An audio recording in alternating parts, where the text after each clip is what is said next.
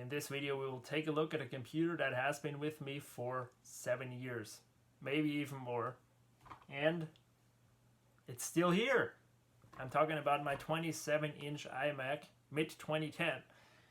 I bought this in early 2011 and I've had it the entire time until now in 2018. And you know what doesn't go into my head is that this thing is old.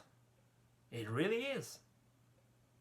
2010 built, now we're in 2018. That's a good 8 years of hardware age. Now why do we still have this?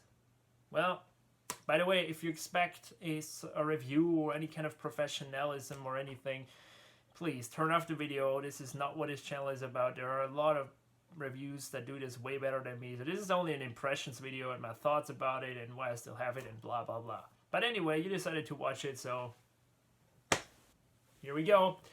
I bought this again in 2011, and back then this was a beast of a computer to have. Like, I came from a Fujitsu that had a, no, not even 2 gigahertz, 1.8, I think, gigahertz Celeron single core processor with Windows Vista and to this. Now, first of all, it was the sheer size of the screen. I mean, it still is impressive.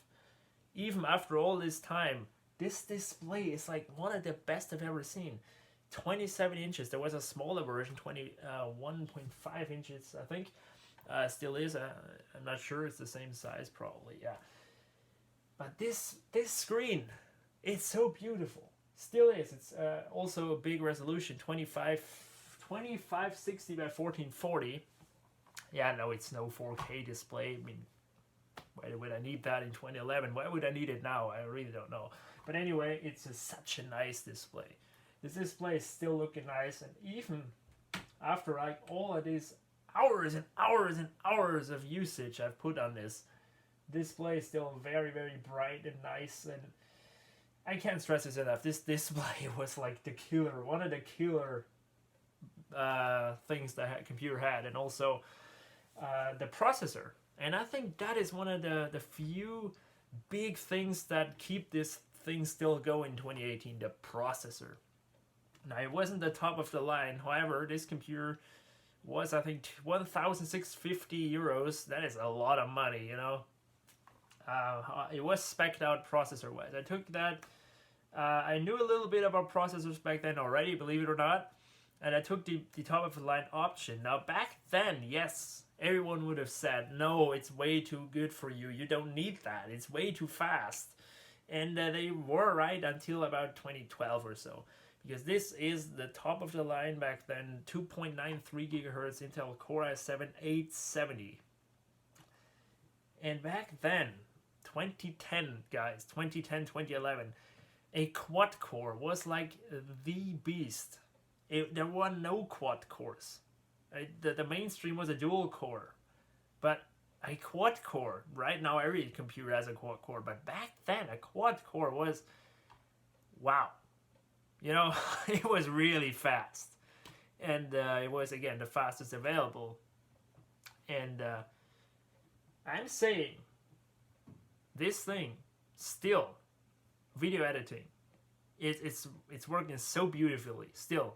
I've edited so much hours on this of video footage. I can't describe you how many hours I've been sitting in front of this computer and rendered something.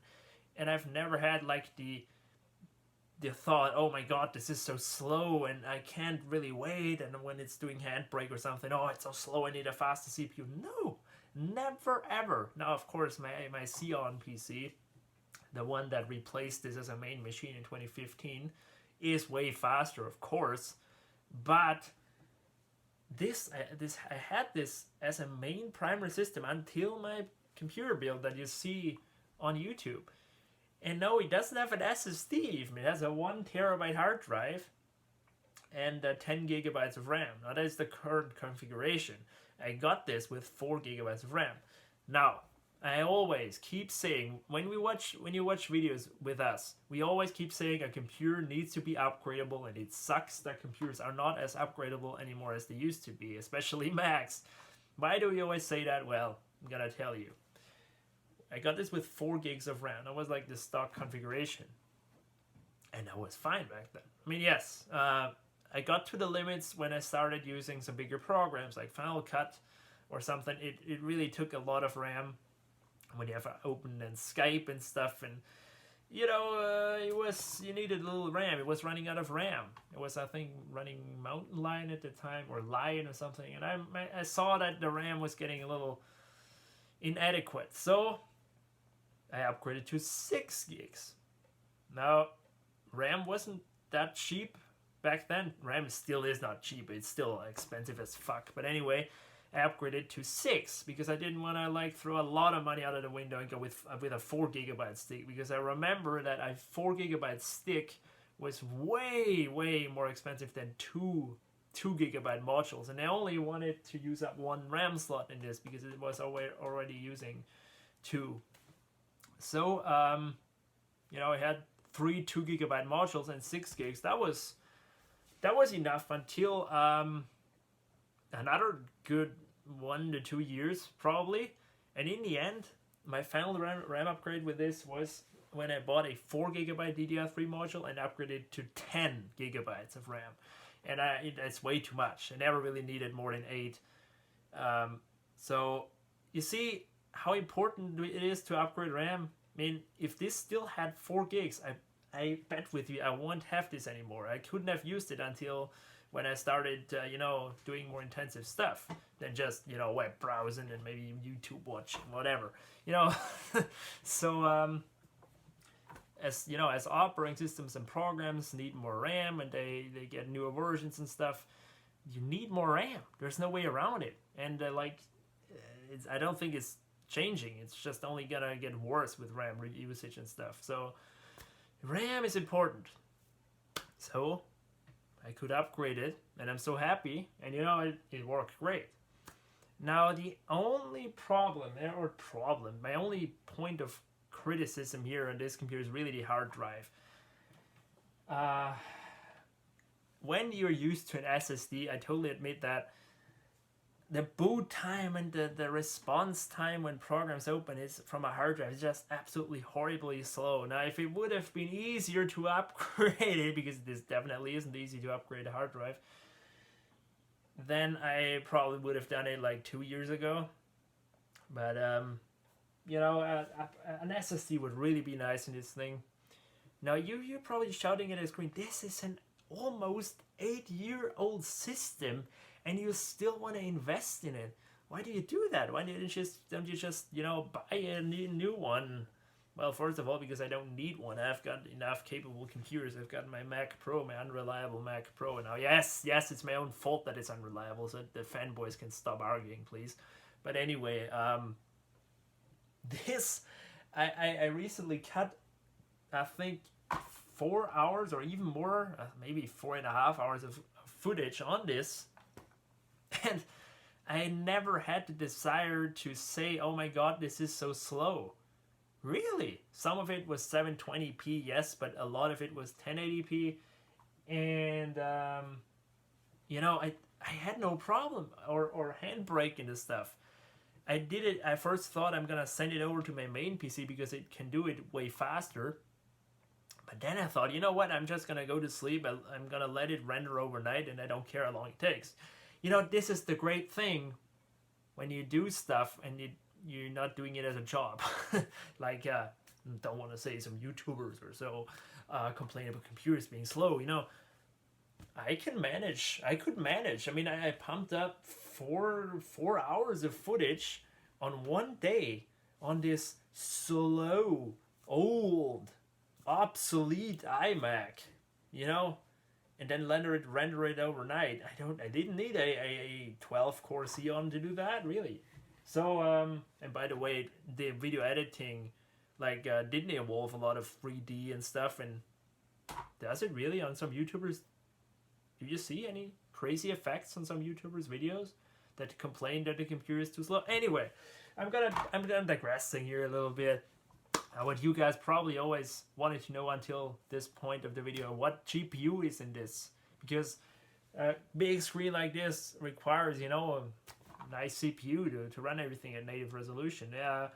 It is, I always forget it. A ATI Radeon HD 5670 512 meg. Now you're probably gonna say, oh, it's such an old POS. And you're right, it's old. Totally right. However, I don't see a problem with it. Yes, I can't run any modern games on it. It will kill it. That's totally true.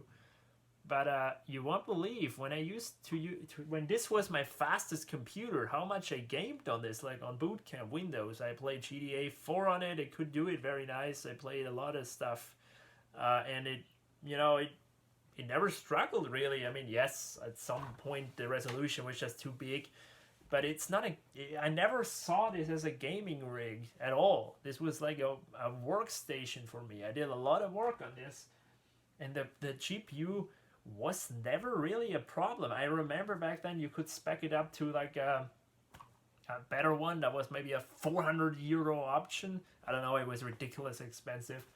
And back then it was like still a very, very good graphics card.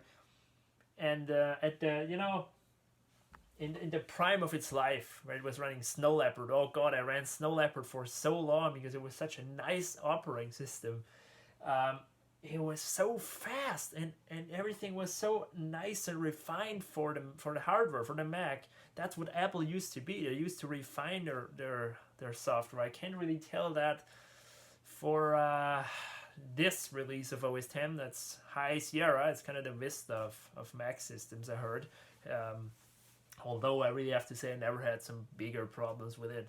However, I had a crash. That was really disturbing. Anyway, so what do I say? This old ass iMac, I'm gonna get rid of it. I mean, no. I really thought when I got this Mac Pro, this 8-core, I'm gonna get rid of that. But it would have been really fun. I would have replaced an old machine with an even older machine. Now the Mac Pro is faster. However, it can only go up to 10.7 legally, from Apple officially. They can hack it up to 10.11, but that results in this most of the time troubleshooting. If there's one update, everything's gonna be fucked. And I want this one Mac where I can rely on.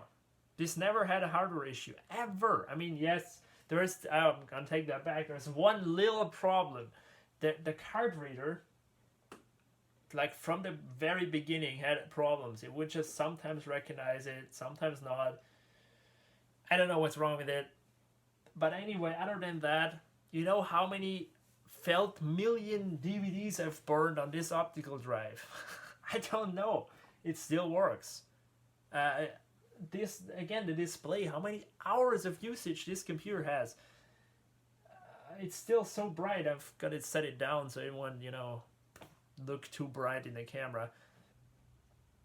Now, what astonishes me as well is that this hard drive is still healthy. There's so much usage on this hard drive.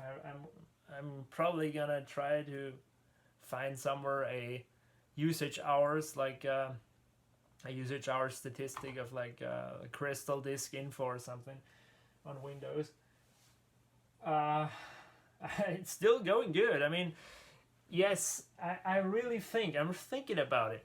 Now as SSD's prices go down and, as everything gets a little cheaper when it comes to flash, solid state mediums, I'm really thinking of upgrading this. And I'm not kidding. Will I run like the latest OS X on it? That's the next thing we're gonna get into, the last part of this video. Well, I don't know. I've definitely seen some drastic performance drains on later releases of OS X. This thing used to fly on Snow Leopard, Mountain Lion, and up till Yosemite. Even Yosemite ran very quick on this, but like El Capitan and High Sierra, especially Sierra, that thing, oh god, this really dragged this system down. And it's only because of the hard drive, I think. It's these later OS X, they don't like hard disks. They're optimized for SSD. So yeah, maybe I'm definitely gonna try the latest OS if this ever has an SSD, but I don't know if I will run it because this trusty old iMac of mine will probably eventually replace my Mac Pro as a video editing machine. So it's pretty much doing this job it has always done when I had it. And I'm telling you why. I don't see myself editing any more than 1080p ever in the next years. I don't see myself doing that.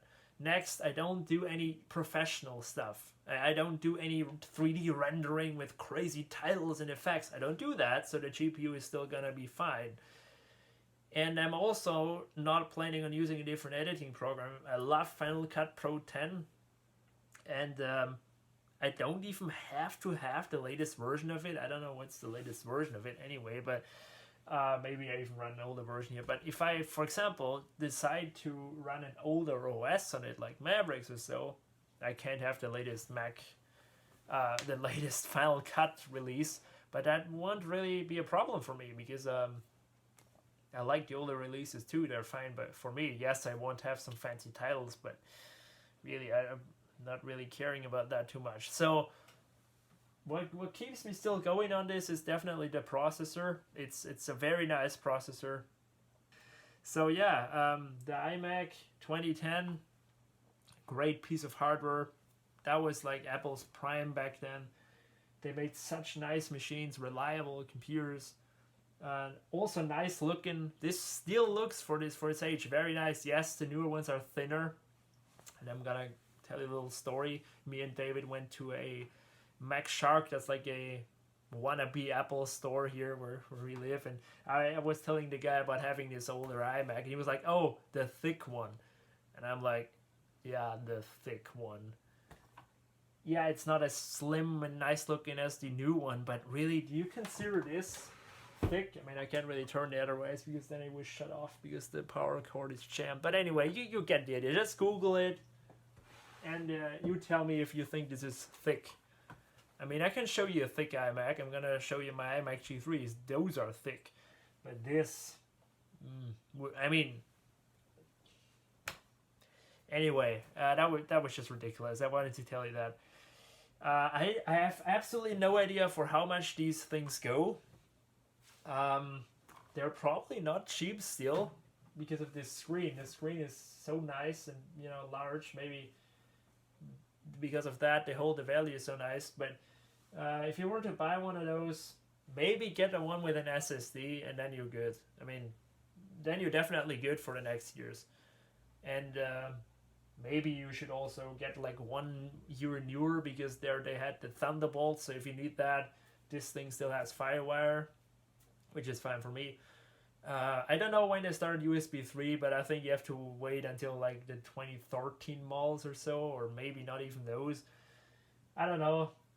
It also never was a problem for me. I always transferred big files over network, so yeah. Anyway, thank you for watching and see you later.